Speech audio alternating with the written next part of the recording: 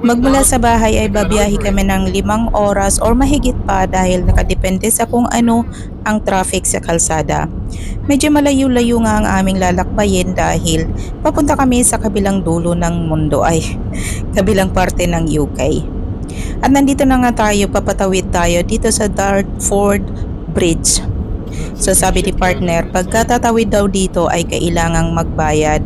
So hindi pa naman kami nakapagbayad sa ngayon dahil magbabayad kami after naming tumawid or after naming makarating sa kung saan kami pupunta dahil online naman siya maaaring bayaran.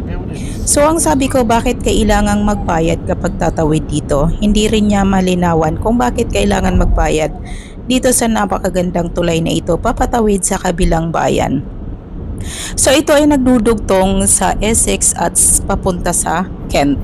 So pagdating sa kabilang dulo ay Kent na siya, so kabilang probinsya na siya. Kumbaga para sa atin yung San Juanico Bridge parang ganon ay hindi ko alam.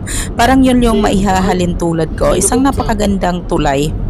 Hindi naman siya ganon kalakihan kasi konting oras lang kami nung kami dumaan dito. Hindi ganon kahaba yung tulay. So kung mapapansin natin sa kabilang banda ay matatanaw ang London. So sa kabilang side talaga matatanaw yung London. Yun nga din yung sinasabi ni partner. Konting oras nga lang kami nakatawid na dito. At nadaanan din namin ang Stonehenge. So ito ang lugar na gusto ko ring marating ngunit hindi kami tumigil. Medyo may kalakasan, may kabilisan yung takbo namin doon kasi may nakasunod din sa amin. So hindi kami makapag-video o hindi ako makapag-video ng maayos. At habang on the way na nga kami, yung mga anak ko ay medyo hyper na sila or medyo naiinip na sila. At magmula sa napakagandang araw, ito ang aming nadatnan, ang lakas ng ulan.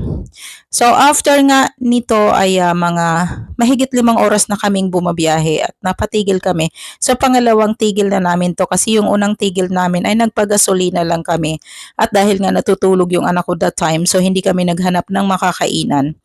Kaya dito kami tumigil. So medyo malapit na to sa aming pupuntahan. Mga 30 minutes away na lang siya. So kailangan na namin kumain dahil paggabi na nga nung kami ay nakarating dito. At magmula sa 31 degrees at 19 degrees lang dito sa lugar kung saan kami nagpunta.